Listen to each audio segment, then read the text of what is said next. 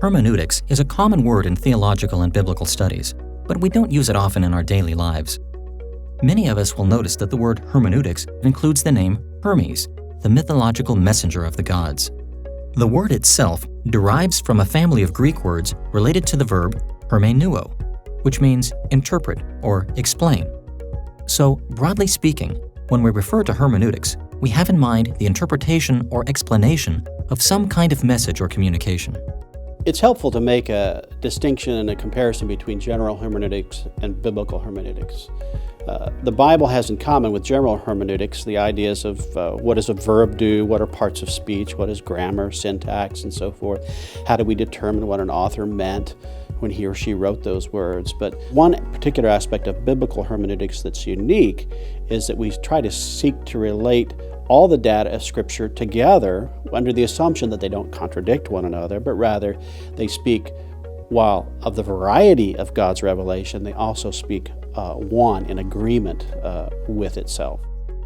If you've ever read the Scriptures, then you've involved yourself in biblical hermeneutics, at least informally.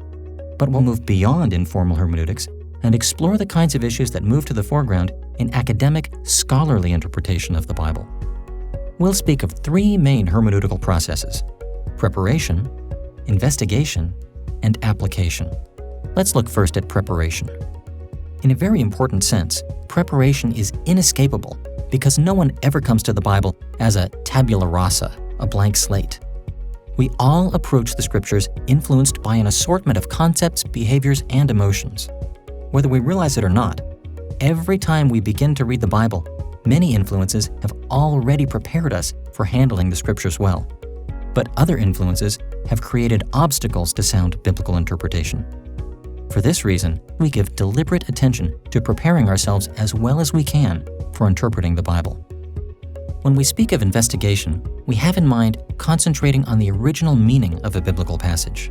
Essentially, when we investigate the Scriptures, we do our best to leave our modern world behind and grasp the meaning of portions of the Bible when they were first written. In the process of investigation, we focus on the original meaning intended by God and the Bible's human authors, on the biblical documents themselves, and on Scripture's first audiences. In many respects, whenever we read Scripture, we can't avoid dealing, to some extent, with original meaning.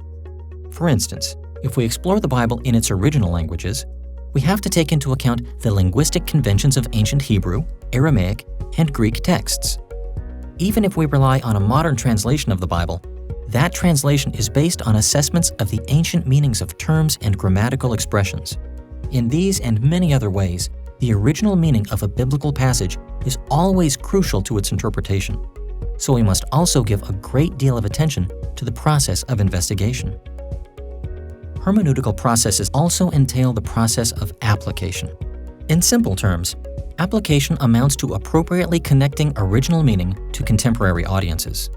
Once we've understood the original meaning, we travel, as it were, through the millennia to our modern situation.